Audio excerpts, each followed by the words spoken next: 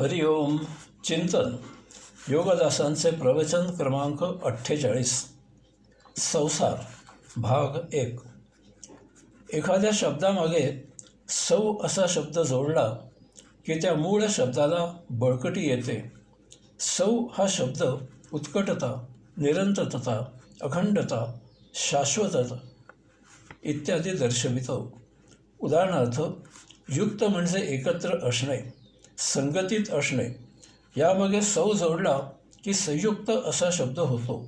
याचा अर्थ आहे सदा एकत्र असणे, कायम संगतीत असणे। लग्न करून वर आणि वधू संयुक्त होतात। किंवा संकलन म्हणजे माहीत असणे। यामागे सौ जोडला की संकलन असा शब्द होतो। याचा अर्थ आहे मिळवलेली माहिती शाश्वत आहे। आपण ज्यात जगतो, नित्य व्यवहार करतो, तो संसार हा शब्द मोठा समजून घेण्यासारखा आहे। सार म्हणजे तत्व, सत्व, तात्पर्य, गाभा, मतितार्थ इत्यादी। यामागे सौ असा शब्द जोडला की संसार असा शब्द तयार होतो।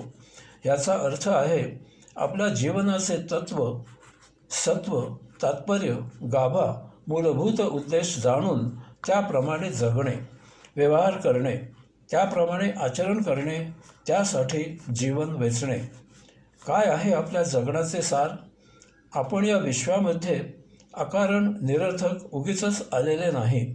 आपण आत्मपरब्रह्माचा अंश वंश प्रतिनिधी आहोत। आपण आपले मूळ वसतिस्थान योगधाम सोडून या ब्रह्मांडात, विश्वात, पृथ्वीवर यात्रा करायला आलो आहोत।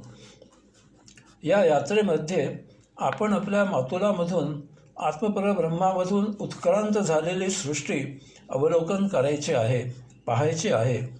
तिचा दूर राहून फक्त आस्वाद घ्यायचा आहे। तसे केले नाही तर काय उपयोग आहे या उत्क्रांतीचा? साहित्य जर कोणी वाचणार नसेल, नाटक जर कोणी पाहणार नसेल, गाणे जर कोणी ऐकणार नसेल, तर ते साहित्य, नाटक, गाणे कोणासाठी सादर करायचे? सुग्रीण अनेक पदार्थ तयार करते, ते खाऊन कोणीतरी त्याला दाद द्यायला हवी ना। जंगलात मोर नृत्य करतो, कोणी पाहायला नसते। नृत्य करणारा नृत्य करू शकतो, परंतु ते तो पाहू शकत नाही। महान संत मीरा नृत्य करत होती। ती श्रीकृष्णासाठी करत होती। तिचे नृत्य श्रीकृष्ण पाहतो, तोही तिच्यासोबत नृत्य करतो, अशी तिची श्रद्धा होती। तिच्या नृत्याचा प्रत्येक बदलण्यास तिला श्रीकृष्णाकडे आकर्षित करून घेऊन जात होता। जेव्हा ती अंतिम घडी आली आणि श्रीकृष्णामध्ये जेव्हा ती एकरूप झाली, तेव्हाच ते नृत्य संपन्न झाले। अशाच प्रकारे आपण अंशात्मक स्वरूपात या ब्रह्मांडामध्ये, विश्वामध्ये, पृथ्वीवर ही अनन्य, अप्रतिम, विलोभनीय, सुंदर सृष्टी अवलोकन करायला आलो आहोत। ती अवलोकन करून जेव्हा आपण उल्लसित होतो, आनंदित होतो, प्रफुल्लित होतो, तेव्हा आत्मपरब्रह्माचा आपल्याला येथे पाठवण्याचा हेतू साध्य होतो। अशा प्रकारे आचरण करून परमात्म्याचा हेतू साध्य करणे ही आपली प्रथम जबाबदारी आहे। येथे आपल्याला पाठवण्यामागे परमात्म्याचा हा हेतू आपण ओळखायचा, जाणायचा आणि त्याप्रमाणे त्यासाठी आचरण करायचे। तेव्हाच आपले जीवन सफल होते। वनस्पती पहा, त्या अचल आहेत। त्यांना परमात्म्याने एका जागी शांतपणे उभे केले आहे आणि सृष्टी अवलोकन करायला सांगितली आहे। उभ्या जागी वनस्पती मुळे पसरून अन्न पाणी मिळवितात। त्यांच्यात अनंत प्रकार आहेत। त्या प्रत्येक प्रकारामधून परमात्मा सृष्टीचा भिन्न भिन्न प्रकारे आनंद घेत आहे। यानंतर चलसजीव प्राणीसृष्टी उत्क्रांत झाली। त्यांच्यात अमोघ प्रकार आहेत। भूक लागली की हे प्राणी भटकंती करून शिकार करतात। भूक भागली की हे प्राणी शांतपणे पाय ताणून देऊन बसलेले असतात। त्यांच्या माध्यमामधून परमात्मा सृष्टीचा आस्वाद घेत आहे। शेवटी मानव उत्क्रांत झाला। त्याला शेती करायचे ज्ञान आहे। मानवाने देहाला आवश्यक ते अन्न, वस्त्र, निवारा शेती करून मिळवायचे। याचबरोबर त्याला आत्मज्ञान करून घेण्यासाठी प्रगल्भ बुद्धी आहे। या योगे त्याने आपल्या मातुलाचा शोध घ्यायचा आणि आत्मपरब्रह्मात विलीन होऊन ही आत्मयात्रा संपन्न करायची किंवा प्रभूच्या इच्छेने सायुज्यमुक्त होऊन येथे प्रभुकार्य करायचे. अशा प्रकारे परमात्म्याला मानवाकडून काही अनन्य, निराळे, आगळे कार्य अपेक्षित आहे. ईशावास्य उपनिषदामध्ये सकृत दर्शने परस्पर विरुद्ध वाटतील अशा गोष्टी सांगितलेल्या आहेत. त्याप्रमाणेच हा एक प्रकार आहे. मानवाने प्राण्यांसारखी हालचाल करून वनस्पतींसारखे एका जागी स्थिर राहून स्वधर्माने प्राप्त स्वकर्म करावे आणि आत्मप्राप्ती हे उद्दिष्ट साध्य करावे. वनस्पती सृष्टी आणि प्राणीसृष्टी या दोहोचा मेळ घालून यांच्यापेक्षा एक निराळे कार्य त्याला करायचे आहे. वनस्पती सृष्टी तिची ती स्वतंत्र राहते. प्रत्येक वनस्पती तिचे ती जिणे जगते. अन्न पाणी मिळविणे इत्यादी कामे प्रत्येक वनस्पती तिची ती स्वतंत्र करते. प्रत्येक वनस्पती स्वावलंबी आहे. यासाठी तिला कोणी अन्य वनस्पती मदत करत नाही. वनस्पती सृष्टी अन्न पाणी मुळांवाटे जमिनीमधून आणि तेजवायू पानावाटे वातावरणामधून तिचे ती मिळविते आणि आकाशात आनंदाने डोलत राहते. परंतु त्यांना संरक्षण करायची ताकद प्रदान झालेली नाही. कोणी पाने तोडली, फांद्या कापल्या, मुळावर घाव घातला तरी ते निमूटपणे सहन करीत ती जगतात. त्यांचे औषधी गुण हेरून कोणी त्यांचा उपयोग वैद्यकीय कारणाने करतात. निसर्गाची किमया अगम्य आहे. वनस्पती स्वतःसह तमाम सजीवांना अत्यावश्यक असा प्राणवायू सूर्याच्या मदतीने निर्माण करतात. वनस्पती सृष्टीला भावना आहेत असे आता शास्त्रज्ञांनी सिद्ध केले आहे. कोणी कुऱ्हाड घेऊन आला की ती भीतीने विचलित होतात. त्यांना संगीत ऐकविले तर ती खुश होतात. फळे फुले जास्त देतात वगैरे प्रयोगाने सिद्ध केले गेले आहे. प्राणीसृष्टी जरा पुढच्या पायरीवर जाऊन जगते. अनेक प्राणीजाती कळप करून राहतात.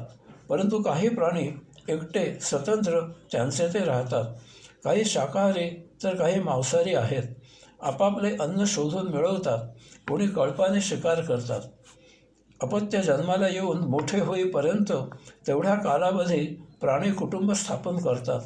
पिल्ले मोठी होऊन त्यांची ते जिणे जगू लागल्यावर हे कुटुंब विभक्त होते आणि स्वतंत्र जगू लागते.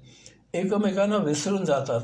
पिल्ले मोठी होईपर्यंत नरमादी त्यांचे संरक्षण करतात, खाऊ पिऊ घालतात.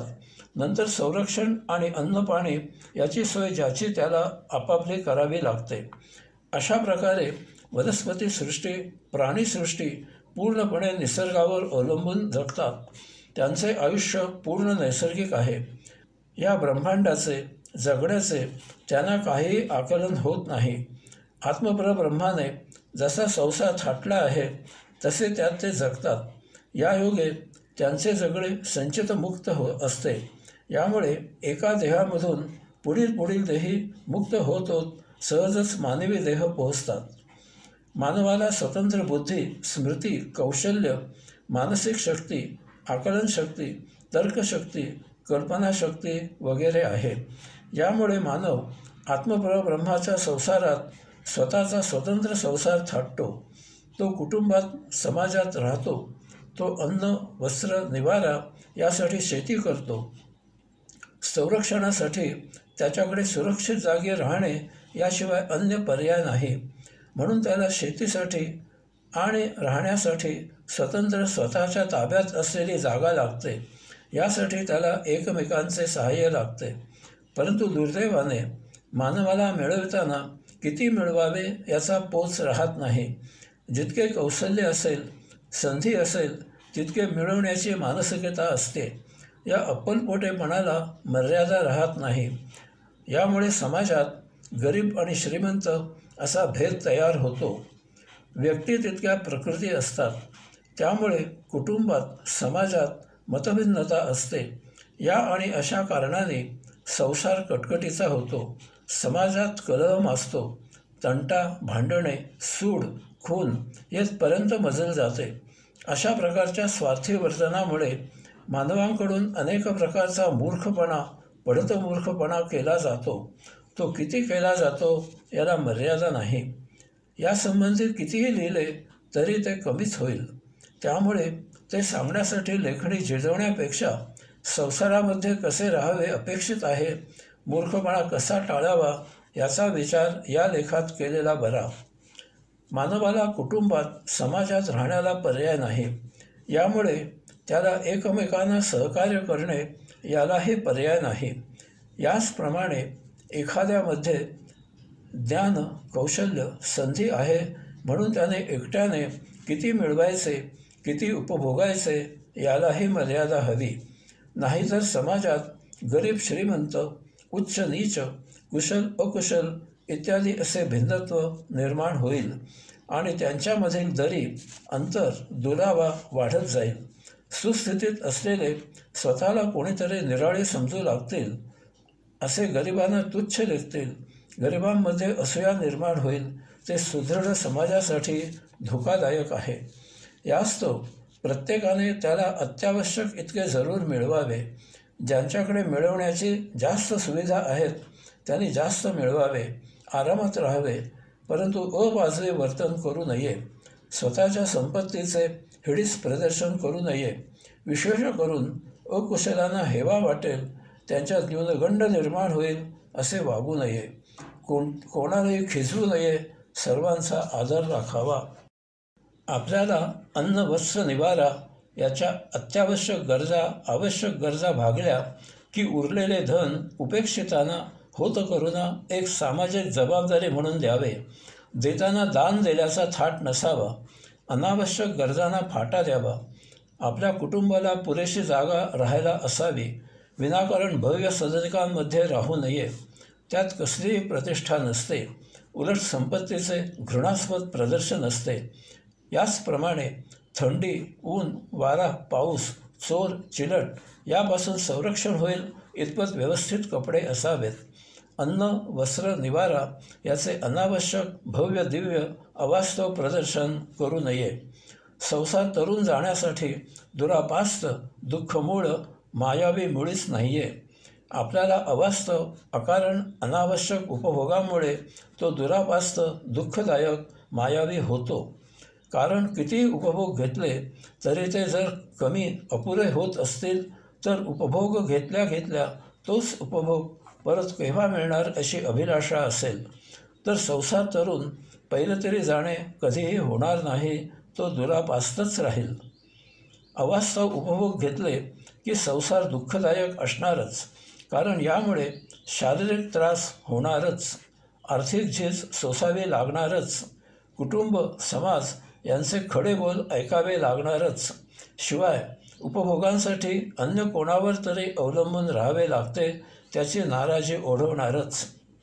जर जे दिसेल ते ऐकिवात असेल, ते जर आपल्याला हवे असेल तर येथे नाविन्याला तोटा नाही आहे.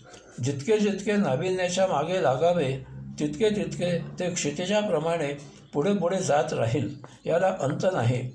यामुळे संसार मायावी आहे असेच वाटेल. आपण उपभोगांसाठी हपापलेले असतो. उपभोगताना आपण संमोहित होऊन मूर्छित असतो. उपभोग संपल्यावर आपण त्यासाठी लालसावलेले असतो. कारण आपल्याला स्वभान, स्वपरिचय, स्वजाण, स्वबोध नाही. यामुळे संसार किती वाढवायचा याला पोच राहत नाही. परंतु जर आपण भानावर राहिलो, जर आपल्या जगण्याचा आपल्याला सत्य परिचय असेल तर संसार सहज सुंदर असेल. संसार सोडून चालणार नाही. त्यापासून पळून जाऊन तर मुळीच काही साध्य होणार नाही. तो नष्ट करून मानवी जीवन जगणे शक्य होणार नाही. यासाठी संसार नेटका करावा. जगा आणि जगू द्या हे तत्त्व सांभाळावे. आपण आनंदात असावे आणि आपल्या आनंदात इतरांना सहभागी करावे. आपण इतरांच्या आनंदात मोकळ्या मनाने सहभागी व्हावे. आपले ऋषी मुनी संसारी होते. त्यांना पत्नी, मुले, शेती, वाडी, व्यापार इत्यादी असे सर्व संसारिक कर्तव्य, जबाबदारी होती. परंतु ते हे सर्व त्याचा म्हणजे आत्मपरम पुरुषोत्तमाचा संसार आहे या भावनेने ते संसार करत असत. त्यांचा संसार नीट समजून घ्या.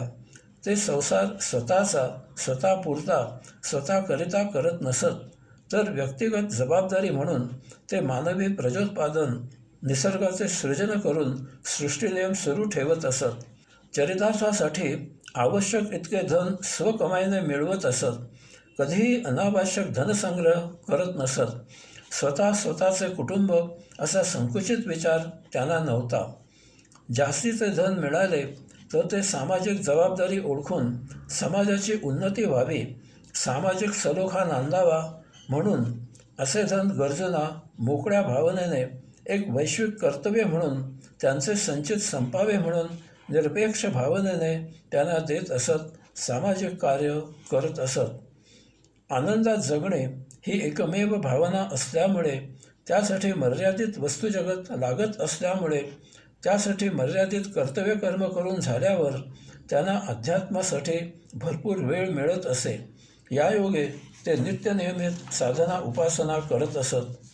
यापुढील एक वैश्विक जबाबदारी ते सांभाळत असत, ती म्हणजे अन्य जीव संवर्धन. मनुष्य तर प्राण्यांची ते जबाबदारी स्वीकारत असत. त्यांच्या नैसर्गिक जीवन रहाटीला जराही धक्का लागणार नाही याची ते काळजी घेत असत. सर्वामुखी परमेश्वर याची जाण त्यांना होती. अशा प्रकारे ते ज्ञानाने जाणून आत्मपरब्रह्म पुरुषोत्तमाचा वैश्विक संसार करत असत. म्हणजे संसारात, समाजात, कुटुंबात राहूनही थोडक्यात सांगायचे म्हणजे असोनी संसारी संसार ही एक आनंददायी महायात्रा करत असत. ते योगधामेची यात्रा करत असत. हरिओम.